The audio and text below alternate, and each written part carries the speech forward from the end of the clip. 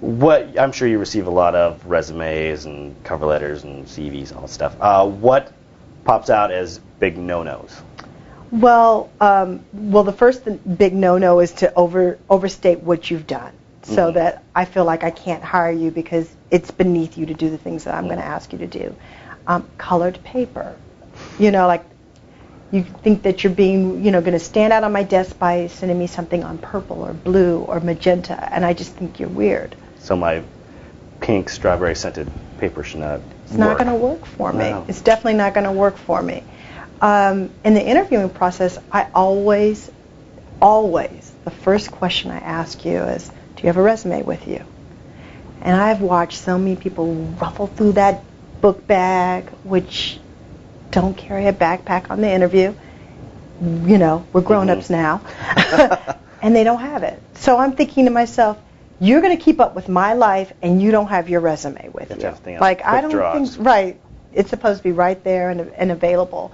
So those are the things that that immediately stand out, is that people always try to overstate themselves, and they put it on some strange colored paper or try to do something really fancy, and it just doesn't work.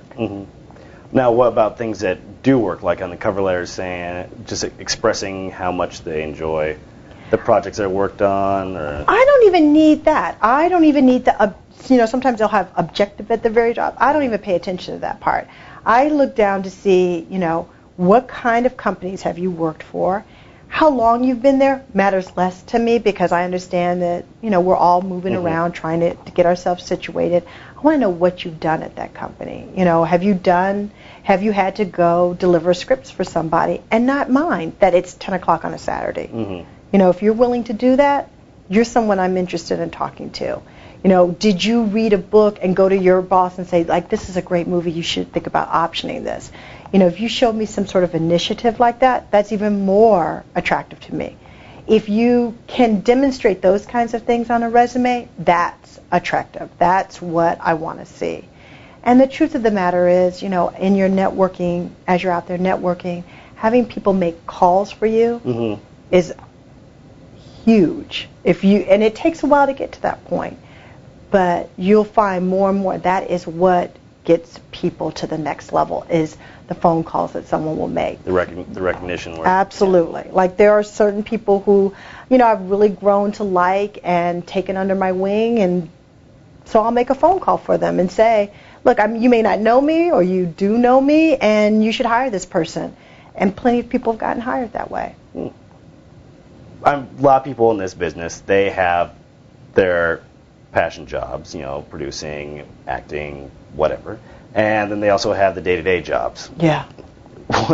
How important is it to put those or not put those on resumes? Like, say if you were an assistant manager at, a restaurant or anything like that. I don't think there's anything wrong with that, because what you need to show me as an assistant manager at Islands is that you've had to work with other difficult personalities. You've had to serve people. You've had to remember a host of different things. You've had to keep a schedule. You've had to maintain an area in a clean way. All those say to me that you can do the grunt work. So there's nothing wrong with that. I don't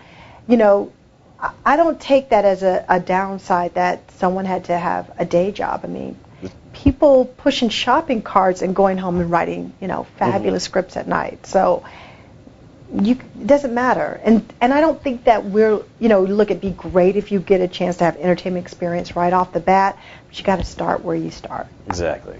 And you never know. Like, a friend of mine started off as a producer by selling a BMW to another producer, and he took her under her wing. So you don't know how it'll happen. Just let you show that you have the experience, that you're willing to get down and dirty, and exactly. You can handle well under pressure, and yes. Yeah. Now you have your website, firstfilmjob.com. Yes. Tell us a little about that. Well, I created First Film Job because throughout my career there were two questions that were constantly being asked of me, which is, one, will you read my script? And two, how do I get a job? And I felt like I looked at a lot of different film programs across the country, and unfortunately no one is really telling you, the hardcore down and dirty things that you really need to do to get started in this business. So my seminar covers the most basic things, the structure of the business, how the process works. I give you interviewing techniques so that you're really impressive to an employer. I also do script analysis for people who are interested in someone being honest, yet critical of their work. And I also do private coaching where people come to me with television ideas, movie ideas, and tell them how they can kind of get that process started for themselves. And the seminars, it's 3 seminars? Well, depending on, for instance, I have done something as short as an hour while I spoke at the W in New Orleans and the W in Chicago. But when I do it through a university, it's 2 3-hour sessions. 2 3-hour sessions. Well, I would just like to say thank you very much for taking time out of your busy schedule and talking to me and all of us and just giving us all your insight and your knowledge that you've acquired over your 15 years in the business. So thank you very much. Well, you're welcome, and it's been great. And thank you for joining us, and we'll see you soon.